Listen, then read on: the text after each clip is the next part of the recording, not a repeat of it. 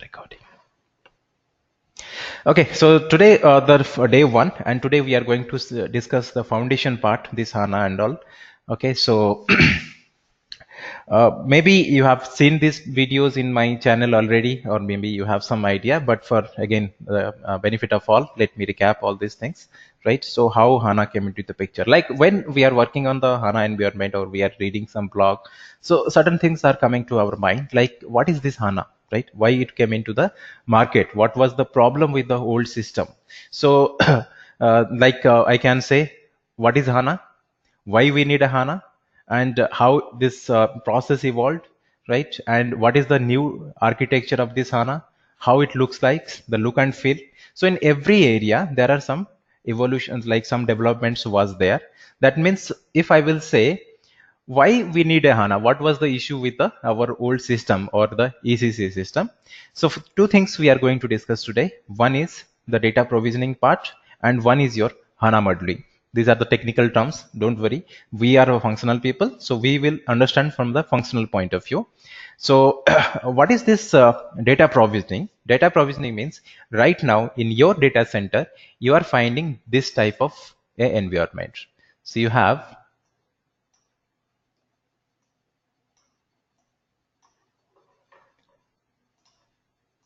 are using some, let's say, in some application with a Oracle database. You are using a SAP application, let's say. You are using some files also, general files also you are using. So like this, different boxes you are maintaining. And we need these are your operating applications, you can say, for recording of day-to-day transactions. You are recording, sorry, you are maintaining this type of different applications. Maybe somewhere you are using CRM, SRM, then you have some procurement tools you are using, some HR related tools are using. Like this, in data center, various informations are there. All total I can include in one segment, that is all informations what we are getting. These informations are by operational information. So operational information is good, but in early days. Nowadays, we need some advanced reporting system, or we need some multi-dimensional reporting system, which does not include only the basic information about the transactions, or about the what the document we are posting. We need a analytical informations. So that's why this right now, whatever the system you are using, be it your CRM system, or it is SRM system, or whatever the ECC system you are using, whether you are using new GL or World GL, Classic GL, whatever. So all these systems are your OLTP system, online transaction processing. So it can be anything. It can be SAP, it can be a non-SAP, it can be anything, but it is a OLTP system.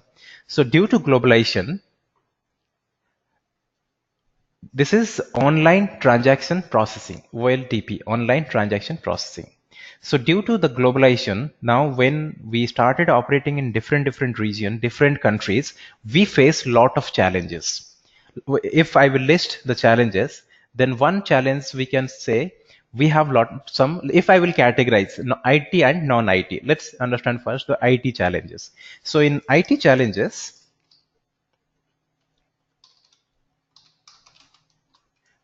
we have something, big data explosion.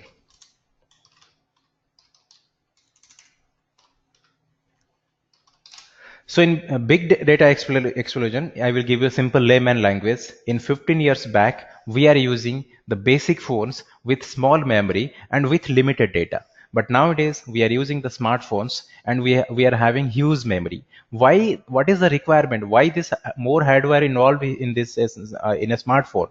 The reason is we are handling now more data. So same thing is in business also. So due to globalization, right, due to globalization, now we have more number of, or more volume of data is required, need to handle. So that is the concept of big data explosion. Then now lot of automated things started, so that we can say these terms what I am using, these are the SAP terminology, but we need to understand this. So internet of things means, now we are going to do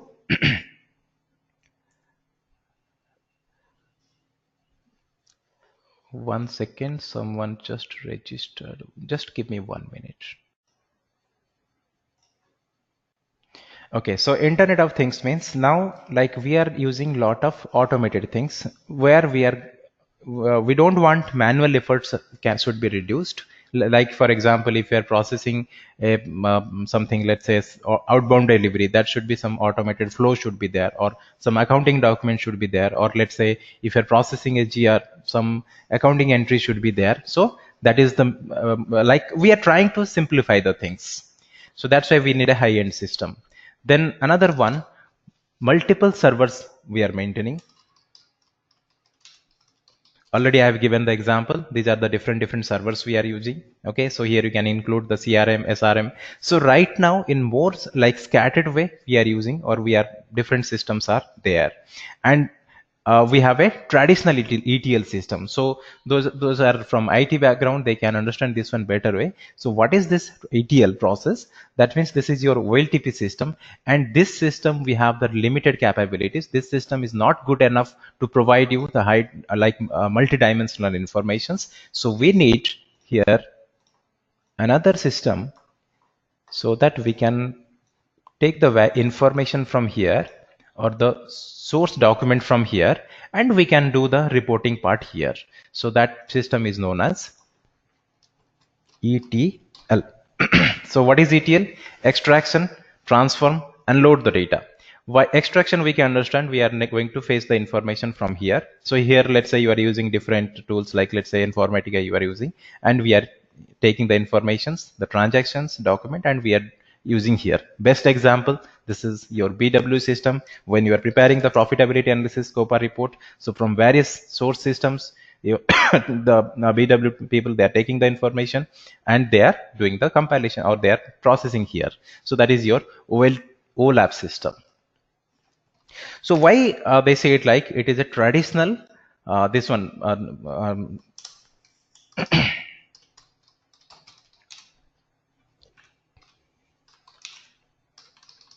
traditional ETL system. Why it is traditional system?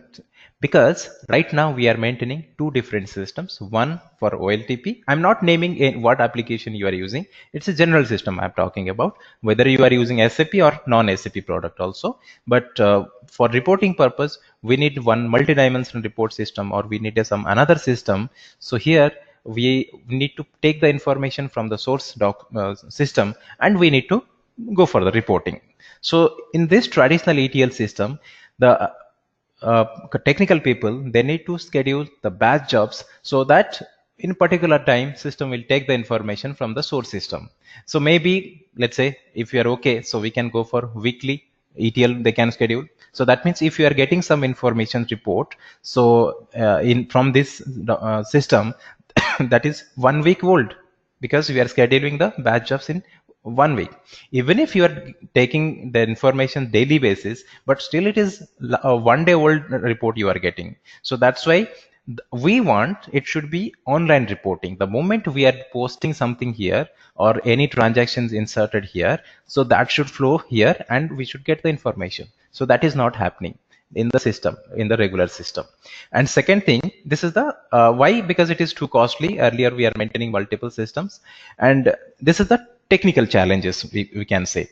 Similarly, from functional point of view, if you'll see, like the business like user interface, yesterday also we have seen, it is very difficult or complex. That means when you are going for a easy access, in between if you have any question, you just raise hand, right? I have intentionally muted you. So like right now what you are working in system, so it is very like complex system which having multiple fields are there. Although some fields are relevant for me or not, that is not required for me, or but it is there. I need to put some technical informations there, so I need a simple system. It's a simple data entry system if I am the basic user of the application. And so the transaction processing is very slow. Reporting, don't ask, like it is very slow. The reason is why it is very slow. First we have to understand the architecture of the current system. So the current architecture right now, whatever we are using, let's example that R3 system. So your R3 system is 3-layer system. So this is your Traditional RDBMS system, database layer. Here we are using the like multiple tables to store the data. We are using the disk base to store the data, or simply sorry, simply we can say this system is not capable of processing the data. Capable of processing the data means when you are trying to search information or you are doing some processing, the calculation, the correct word is the calculation. So this system is not enough capable to provide that. So that's why all your systems, sorry, all your informations are available here in the form of different type of tables, in the form of different type of tables it is there, and every time system is going to bring back the data to the application layer, and it will process the information here in the application layer, and finally in the front end you are going to get the informations. So this concept is applicable on, so that's why we have here multiple work processors are there.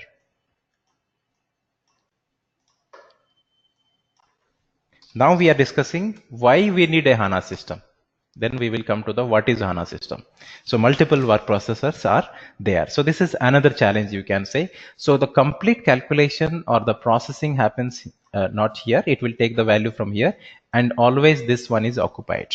So that's why the processing is very slow. Another problem here is like at a time all these work processors will not work because here the locking mechanisms are applicable. Locking mechanism means if you are trying to search a report for a long duration, let's say, so phase wise it is going to read the data. So let's say processor A is active, so processor B, processor C, processor D, those processors are like it's locked. Okay, so that's why that is another disadvantage we can say. So if we will list what are the disadvantages, these are.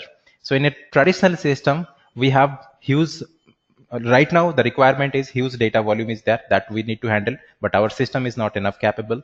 We are doing lot of automated things, that is also not possible. We are maintaining multiple servers, so if you are maintaining multiple server, multiple license cost, then you need a high-end IT team. So this traditional ETL system we are maintaining, so our OLTP system is something different, OLAP system is different, and here we are paying the license cost, and moreover the data whatever we are getting, that is the outdated one.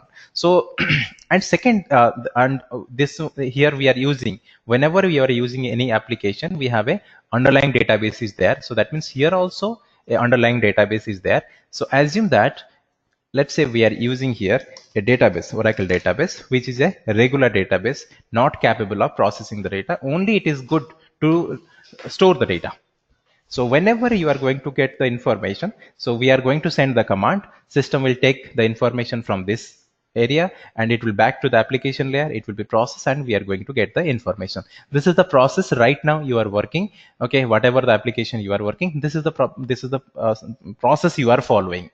Now what is the problem in this process? In this problem, it is, again I will give a same common example every time I wish to give. Once again I will give, it is like when you are using right now your laptop. So in your laptop you have three components. So you have CPU, then you have RAM, and you have the regular database or your hard disk. So when we are going to start the computer, or when we start the computer, the entire operating system loaded to RAM.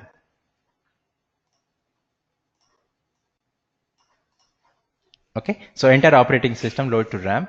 If you are going for a higher RAM, then performance definitely it will be better. But as we know, RAM is costly, so that's why we are keeping all the data in the hard disk, and when it is required, we are brought back to the RAM. So this process is known as your booting process. So when first time you are opening, like you are on your laptop, so this booting is happens, right? And if you have a like RPM, if you have a better RPM, that means how faster you are going to read and write the data. That is the concept of RPM, because the processing will be available, the processing will be handled through the CPU, okay, through a memory. So this is the memory, but as this is costly, and second thing, it is volatile memory. That means RAM is not your permanent memory. So we are using RAM and ROM both. So this is your RAM and this is your permanent memory. So all your data we are keeping here, and we need to bring the data. Now think, imagine a process like we need the data should be processed here, data available here. Okay, so we want to get the some information for processing purpose. So we need to bring the data from here to here. Why not keep the data here itself? So if some information is available here, then we can get it here from here. Because RAM, we are using the transistors, because it's not the disk based memory, it is the transistors to instead of magnetic plates. So we are using here the transistors to store the data, so which is much more faster than your regular hard disk. So due to all these problems, in 2011 SAP started thinking how to enhance the speed. They never thought that they are going to innovate a new hard disk, new database. They thought how to innovate the speed so that the process will be faster, so that our customers will be happy. So that's why they thought like we will add some new hardwares so that the process will be faster.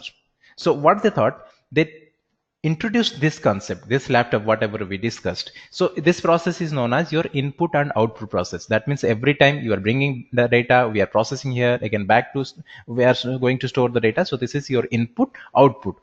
Okay, so this is your input and output, because you are going to store the data here. And here you can see lot of tables are there. Right now you are using lot of tables, be it like your aggregate tables, index tables. There also we have the logic why we are maintaining so many tables, that I will come to later. So first they said we should increase the hardware so that the output process should be removed.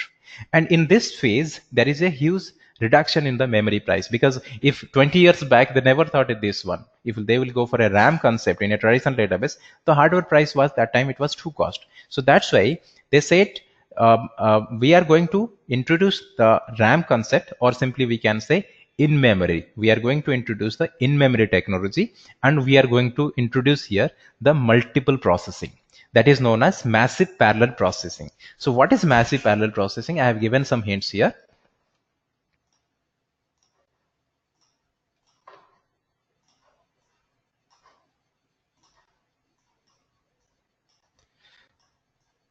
Let's say you have 4 processors are there, processor A, processor B, C, and D. So right now what we are discussing, we are discussing S4H01. So that is the technical side we are discussing.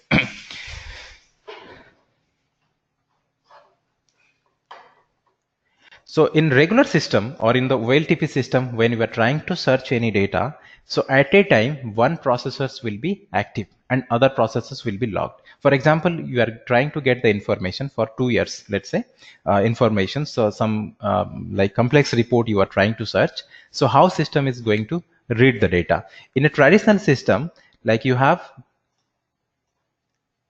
master data table and you have line item tables.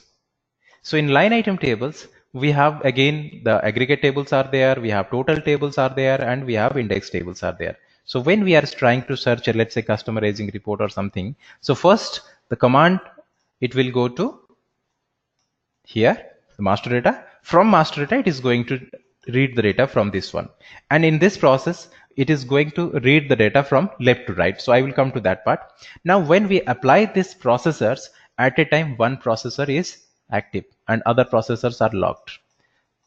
Then, so processor B will active, other processor logged. So if you're trying to search the data, or you are trying to get the informations for a long period, then phase wise it is going to read the data. So of course it is going to take the time. So processing in this phase, they introduce like massive parallel processing. So what is massive parallel processing? So the processing power of CPU has been increased in multiple core process. That means now we can say, if we are having, let's say 4 processors are there, why not we will take these processors as individual CPU in that phase. Like you have the mobile phones, right, octa-core processor. So that means we can deploy all the processors at a time to read the data. and we have the increase the RAM also. Previously some MB RAM was there, but nowadays we have like 8 GB, 6 GB in our smartphones. So that's why innovation in two phase, innovation in the hardware side and innovation in software side also. So that's why HANA, we are never saying that it is a database. If you'll see what is HANA, HANA is nothing but it's a database only. It is high performance and analytical appliance, but we are not saying it's a database.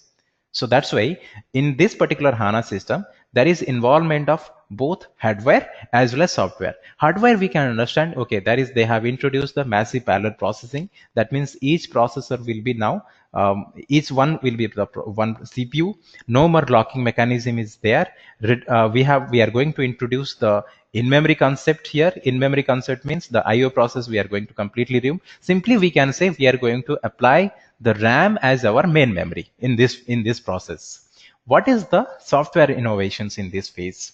So software means we are going to apply the RAM as in memory, and we are going to also change the operating system, or they have changed the operating system from 32-bit to 64-bit. If you ever install the GUI, or I mean this SAP applications ever in old days in your laptop, that is I'm talking about the 4.7, all those things. So if your laptop, let's say you have a new laptop and it is 64-bit, maybe you have to change it to 32, because I have experience, I have this experience. We need to change it to 32-bit, then only it can be installed.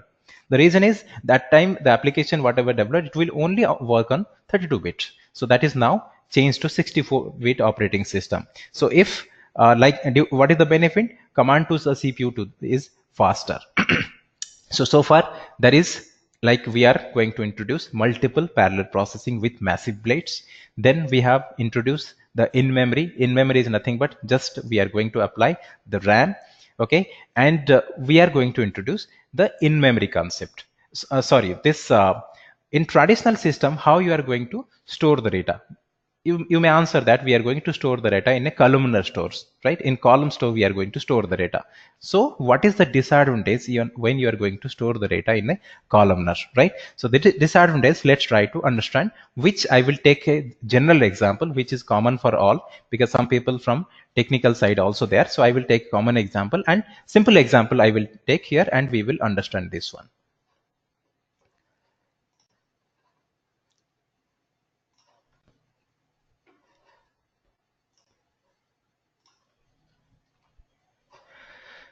We are going to create one sales order. So in this, when we are going to create the sales order, so various informations we need to add, like your what you can say sales order number will be there. Then you have the sales organization, you have distribution channel, division. This type of informations are there. And how it is going to store? It is going to store like this. Sales order number, sales organization, let's say 1000, distribution channel something, division something, sold to party something, and some amount. Sales order, sales organization,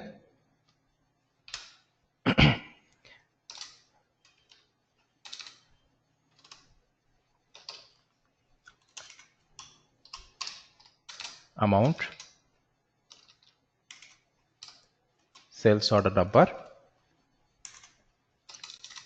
sales organization,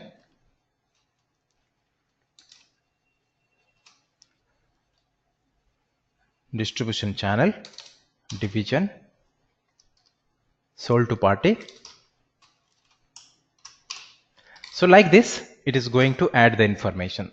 So when we are going to read the data, or in a traditional system, it is going to read the data. So data stores from left to right. So that means in this way, it is going to store the data, or it is going to read the data from left to right. So suppose we are looking for the total sales amount in the sales order. So how it is going to read the data? Our requirement is total sales amount in the sales order. So that means we are looking at basic informations, this one, and this one, like this. But in this current system is going to read all the fields. System is going to read all the fields. That means whatever it is there in the table, so it is going to read the for to search the data in a from a single cell. Maybe we are interested to read the data, or our query is for a single cell, but it is going to read the data from the complete complete table, or from the multiple table. So this process is known as your, like, or we can say we have to traverse all the records and all sales, all fields, even if we are interested in one single cell. That is the disadvantage when you are going to store the data in the row based. Okay. And another problem, even if there is a change in the single cell somewhere, if you want to, like, there is some change is there, and you the entire record will be rewritten inside the system. So we need to activate the change log, and that leads a high memory consumption. We want, like, in this particular field, let's say we want to sales organization, something we want to change, or in one particular record we want some change. So it's not like that. It is going to add, or it is going to rewritten inside the system the complete record. So memory consumption is now high. So these are the some disadvantages. Okay, now what they introduce, for example, when you are posting a customer invoice, your BSEG is updated, but along with that, we have again BSID is also there. So what is BSID? That is the open item. What is the need of open item? Separately, why this table is there? BSEG is there. It is also updated in the BSEG reconciliation account updated. So we, from why not we are getting the information from there? Why we need a separate table? Similarly, why we have a separate table for a vendor, that is BS IK? Why we have a separate table for asset? Why we have separate table for, like, we have in asset we have NEK, NE, so many tables are there. For why separate tables are there for material ledger, MLIT? What is the logic? Why these tables are there? The logic is very simple. We need to try to get we are trying to get the data as faster than as faster as it is possible. So that's why we need lot of index tables, so that to speed up the data reading capacity faster. So index are required to optimize the speed. So that's why instead of adding all the information in one single table, because every time it is going to read the data from left to right, so that's why we have separate tables are there. So that's why we are saying that index tables. Similarly, we have the total tables. Index tables means, like, for example, this is your accounting table, right? BSEG table. So all your data is available here. So it is like normal when you posted some transactions with cost object, that is also there. Then from cost object point of view, we have another table is there. So assume that in this BSEG table, all your data is available. So this is related to customers, vendors, normal accounting informations, everything is there. So we need a customer report, customer receivable report. So in that case, if we'll try to find the data, and we know the system disadvantage, it is going to read all the data, all the sales. So that's why, just to fast the process, we are keeping, or there is a separate table is there. Okay, so that is that we can say index table, so that we can optimize the speed. Now, if you are going for a, let's say, traditional report, a BL5N or customer report, so instead of taking the information from here in the entire table, BSEG table, we can put those amount, or its system is going to update here. So that is the concept of index table. Similarly, we have the total table is there. We need to write the coding blocks to get the information. So like this, in this traditional system, we have lot of things are there. And we are maintaining multiple tables. Right now, if you'll see in every module, every submodule, we have n number of tables are there. And what is the disadvantage here again? Another is like duplication of data. So as data store in high range in non-unique value. Non-unique value means, for example, if I need a sales amount, suppose, so system is going to store in this way. Different tables are there for different purpose. And here it is, let's say, going to take the sales order number. So sales order number 10, sales order number 11, sales order number 12, 13, like this. Then sales organization. So sales organization 1000, 2000, again 1000, again 1000. So you can see multiple times it is going to record, and when we will search the information, multiple times it is going to read the data also. So that is the meaning of data stores in non-unique value. That means simple we can say it is a duplication. So we need high memory value or high space is required to get the information. So we don't want this one. We want whenever it is should be recorded the system or the data should be there. For example, 1000. So in what are the position this 1000 is there? So 1000 is there in 1. 1000 is there in the position 1. It is there in the position 3. It is there in the position 4. 2000 is there in the position 2, like this. So now you can see it is only going to read the single value, and now each particular information is created in a small or in a tiny table. So this is the concept of columnar store. Okay, like technical people can explain in a better way, but as a functional, what I understood, functional consultant, what I understood, this is how it is going to currently it is working, and how we want everything we are going to change into column. So in each table is going to convert, or each field, in fact, not table, in each field we are going to convert into tiny table, and we are going to fit the information. Third thing, if we need a amount, so this amount here it is available, so 500, 800 and 300. So now if we need the amount directly, we should, instead of traveling the complete process here one by one all fields, we should directly read the data. So this is this is another innovation. They changed the regular structure from the row based tables to the columnar table. But so far whatever we are discussing, everything is are purely technical, and it is applicable on the technical side. Functional sides we have not yet started discussing anything, or in fact when we are talking about the 2011, in 2011 there is no innovation related to the functional. So all this new concept, be it like this in-memory or this massive parallel processing, they introduce here a new tool, we can say. This is not, I'm not saying it is database. They said that you can take this one, where it is, yes, this one. So this is my BW system. For reporting purpose, we are using this one. Okay, and here let's say we have the BO, and they applied all this instead of I'm sorry, in 2011, in fact, the primary database they are maintaining. Now with this, they have introduced here a new tool, that is BWA, Business Warehouse Accelerator. Okay, one raise hand option is there. Yeah, Ravi.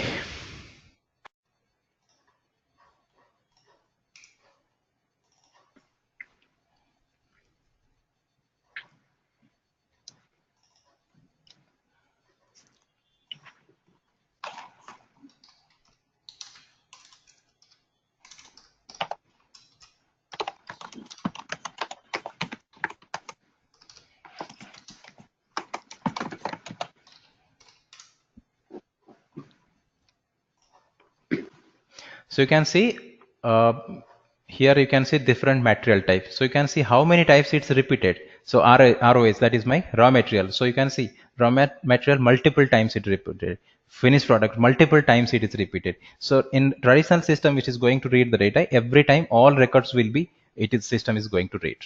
So that is the duplication. Okay. Yeah, thank you. Okay. So this one, this new innovations, they have applied as BW system, I mean a business warehouse accelerator, so that the process will be faster. Okay, no need to normally what happen in traditional system, this is not like it is a traditional database. We are using the disk base, we are using magnetic plates to store the data because it's a regular RDBMs. So that's why BW system is there. So that means when we are going to take the report, system should, instead of this Oracle system, which is a regular database, system should use this one. So that's why we can say the process is faster. Somehow the problem solved. That means with introduction this BWA or a in-memory system, so the process, the problem solved. But another problem started here, like how many systems we need to maintain. One WLTP system we are maintaining for regular transaction. Then we got a WLTP system we are maintaining. Then for analytical system, we need to maintain one more system, that is OLAP. And now we need to maintain one more system, that is the in-memory system, BWA, right? So this is like another disadvantage in, we can say, data duplicacy is high, because this is not the system where we can post the transaction. Transaction is always posted. For example, any transaction we are posting in the ECC system. Here, from this system, we are taking this data to the Oracle system. I mean, this OLAP system. Now you are saying that we need to take the information to this system, and so that because it is in memory, so multiple times the data redundancy is very high in this type of systems. And license cost, of course, if you are going to maintain multiple systems, so the license cost will be very high. Then finally SAP introduced, or I can say SAP merged everything. And here another disadvantage is, if you are going for a RAM based system, or RAM as your primary memory, we know RAM is volatile memory. So that's why if power outage will be there, or let's say some issue is there, so we are going to, the risk of loss of data will be there. So that also they considered.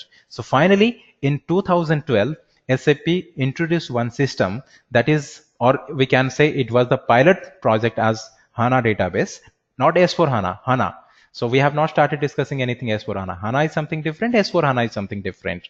HANA is just a database. So in 2012, SAP introduced BW powered by HANA. So that means now we have a system which is combination of everything. We have a system like this.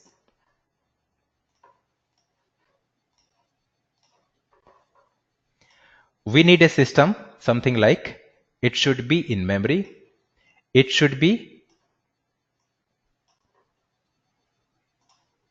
a in-memory system.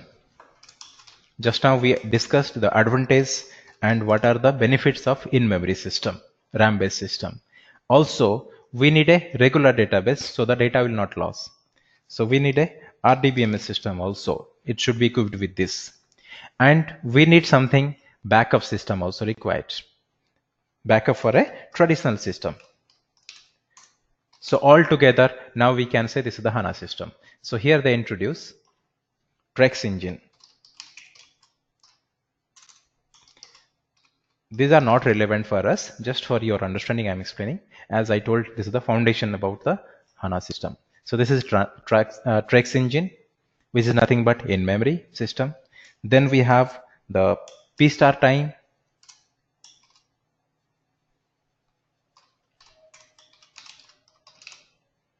which is nothing but a regular database. And for backup, we can use the MaxDB. Okay, so far what we discussed, we need one system which is capable of in-memory.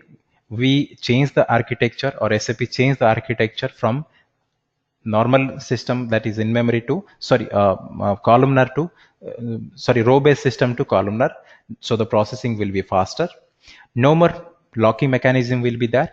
And the another benefit is, now we want a system which is capable of processing the data and also store the data. And second thing, we want to merge this OLTP and OLAP together. Even 2012 also, okay, in 2012, it is now no more a Oracle system. We can say we are using here a HANA database. But still in this system, we are not going to post the transaction. Transaction will be posted in the OLTP system, and we are going to take the data from this system. Due to this in-memory concept, the processing is faster now, right? But still OLTP system is separate and OLAP system is separate, right? So this is the next phase. In 2013, SAP started thinking how to change this structure. So in 2013, they introduced the concept of universal journal, and this is the area we are going to focus daily, the universal journal, whatever it is there, or these things. So we are going to do. So due to the concept of universal journal, we will see in detail what is the benefit, what is the universal journal in simple language. If you'll say what is universal journal. So right now your traditional system is like this. You have a traditional system, or currently you are working like this.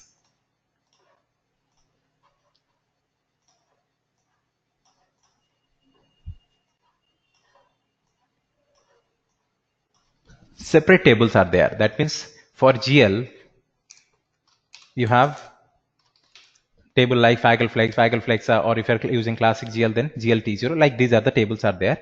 And here you will find the informations like the ledger, leading ledger, non-leading ledger. These are the information you will find. So ledger, then we have the informations like company, then your account, okay, then you have amount,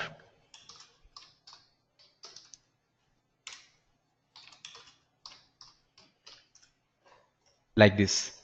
Okay, so I'm like multiple things are there, but just I'm comparing only the FI part and the CO part, or GL part or CO. So if you are going to post a transaction, let's say some account is going to debit, some account is going to credit, and we have tables updated like BKPF updated and line item updated. So let's say you are posting an accounting entry like this. So some account, let's say account number 1000, account number 1001, and there is one offsetting entry, let's say 2000 credit entry. So when we posted this accounting entry, so it is updated in the BSEC. This is also there in the BSEC. This is also there in the BSEC. So all are my line item reports. Sorry, these are my line item entries. And we have a separate table is there, BKPF. And what we are discussing now? We are discussing a FI document.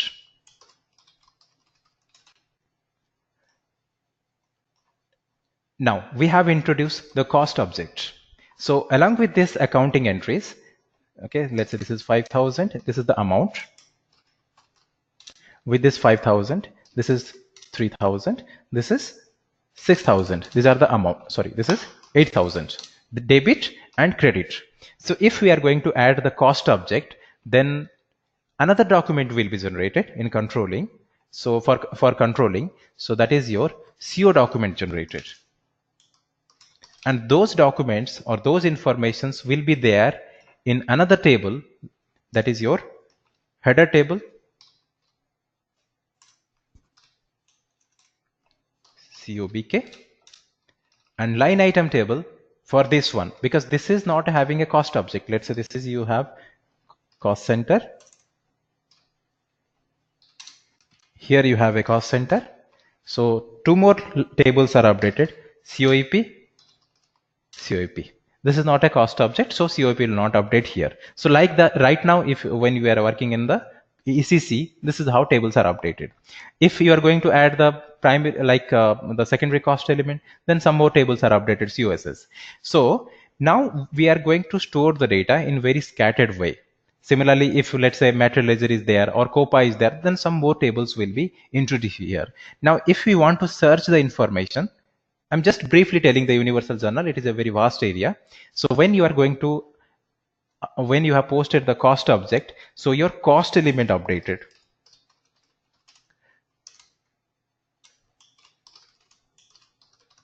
Fine. The cost element updated, and cost element updated with amount 1, amount 2.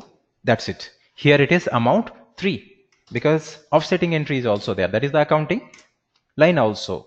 Now, if we are trying to get the information, here we have a FBL 3N, right? Here we have case B1.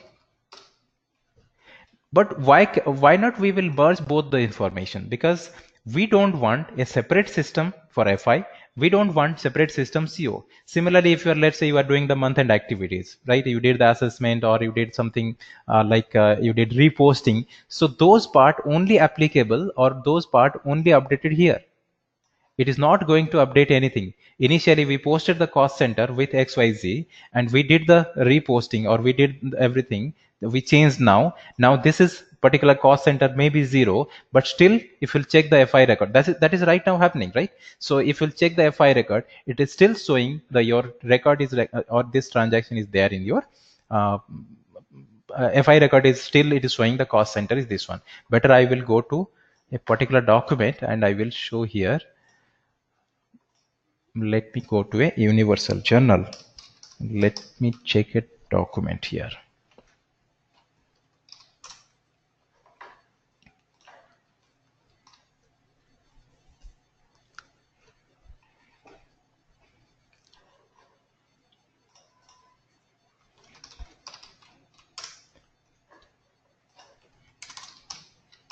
You just ignore this table and all. I need to explain.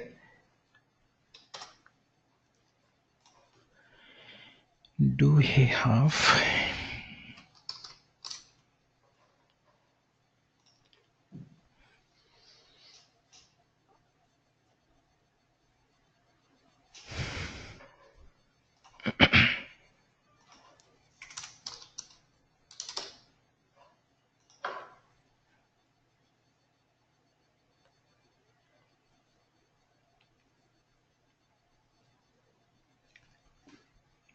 Okay, let's take these two document 10001 and 10002.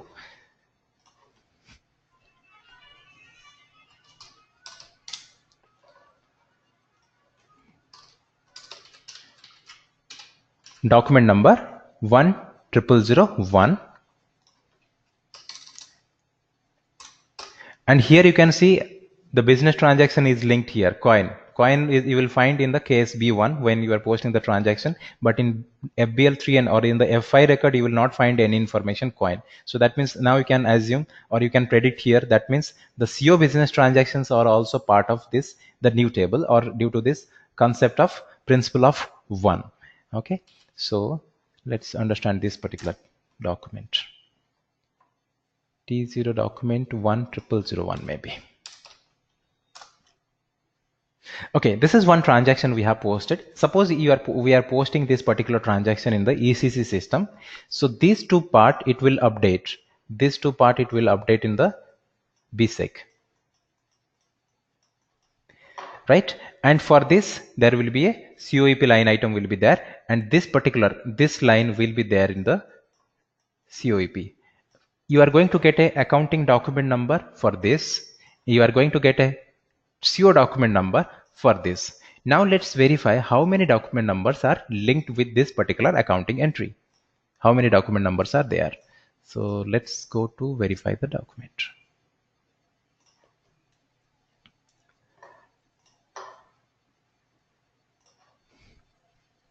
Ignore this one. We have some concept is there, so that's why automated document number is linked, but this is not an actual document number, right? This is the actual document number.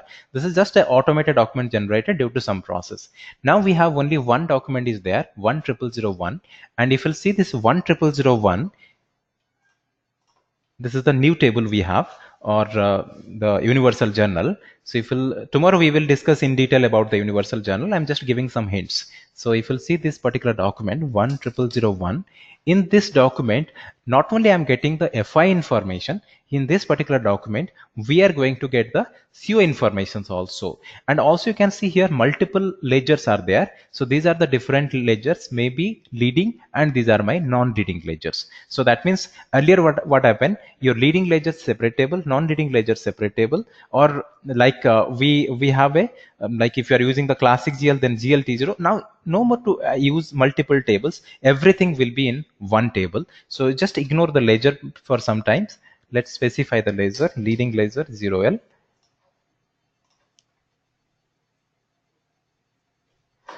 Fine. So now you can see this particular document processed with cost object, because the business transaction coin is already added here, and with this now I can see some information should be there related to cost object. So related to cost object should be there. So what is the cost object here? Order. In ECC, if you'll post the transaction, this accounting document or this accounting table BSEC never having the any cost object. But now you can see we merged CO information and the FI information. This is the source document we have posted. Then there is another document. I did the month-end settlements, and due to this, there is one more document is also generated. Let's see that also.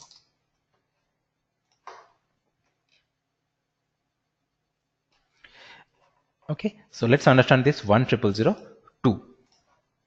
So now we can conclude that is, if we are posting some transactions with cost object, so system is not going to update two documents. There will be only one document having both FI information and CO information. Just for example, I have taken FI and CO, but whatever the business transaction you will take, so everything will be in one table.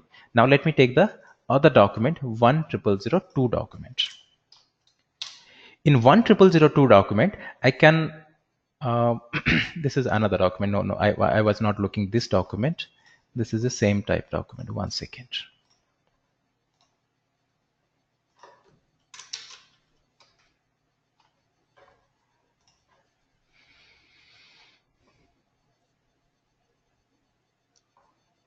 One triple zero three. I need this document. 10001 and 10003.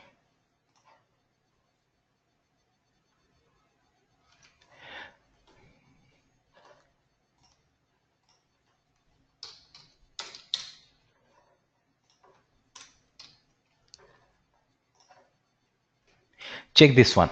So 10003 document, I can see there is a minus entry and this is a plus entry, and where I did the month end settlement for the order, and I transferred this cost object from one cost object to, or this amount I transferred from one cost object to another cost object. So let's see here. Initially we recorded this cost with order, and we transfer this one to another cost object. Let me see where we transferred this one. I transferred to profitability segment, so another cost object. So but here I did this activity within controlling, but I can see I'm getting a FI document here.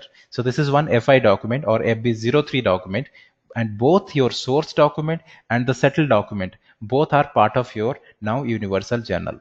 This both are part of your universal journal. 10001 and 10003. The business transaction is KO AO, that is the order settlement. So now that means if we are doing something in the controlling, we have also the financial impact, or it is there in the financial table also. You can see in this table is there.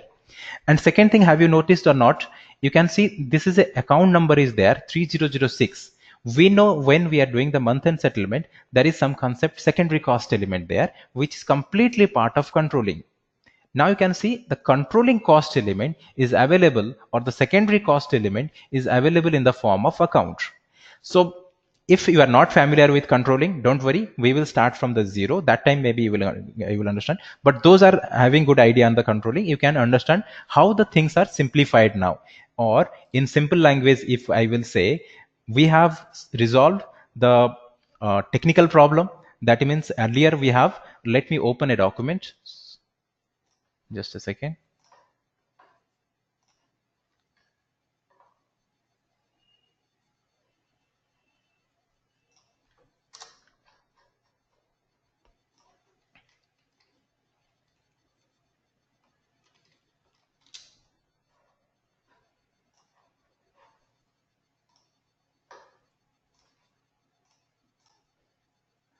So this is the history. We started our SAP journey. We know very well this is R2. Then we got the R3. In R2, it was the single box. Then R3, we introduced the application layer. But both your database and application was there in single box. So if some issue is there, then we have that risk of losing data. Then we got the ERP in 2004. Then it changed to ECC. Okay, and finally in 2015.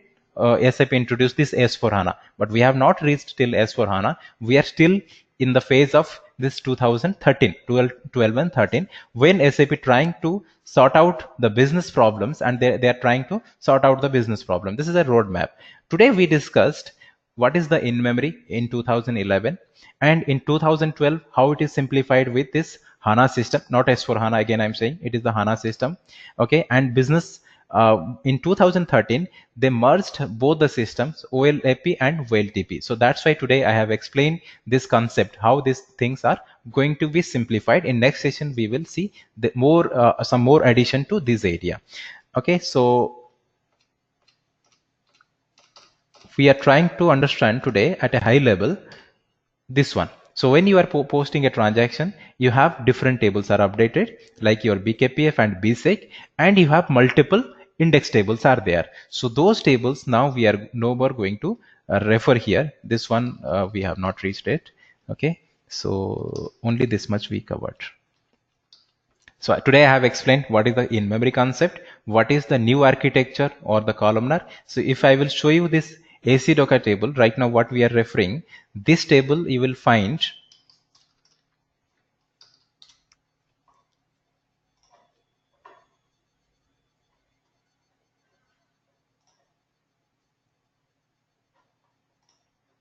it is column store. So now in S4, for all transactions, whether it is open item, cleared items, or whatever, we are having only one table, that is this AC Doka table. So everything, all business process are linked with this AC Doka table or with this particular table.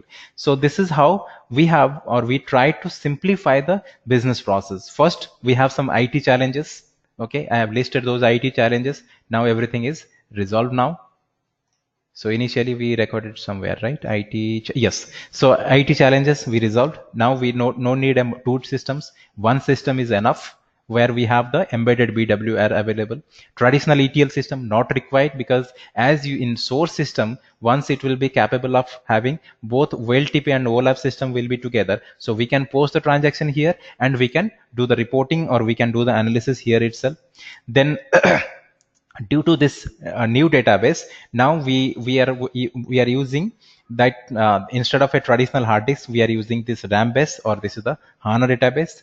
And in future we are going to see why we need the index. We don't need this index tables, aggregations, all these tables like your BSIS or BSS. All these tables are not required.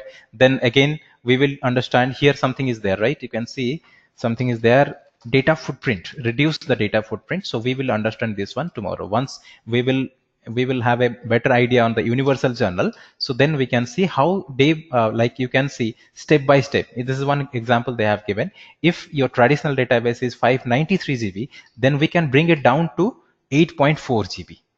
So that we are going to understand tomorrow. So tomorrow will be like I have given some idea about the universal journal, but this is just briefly. So tomorrow we are going to see from 2013 we will understand how this universal journal or this AC Docker table came into the picture. So now you can ask your question.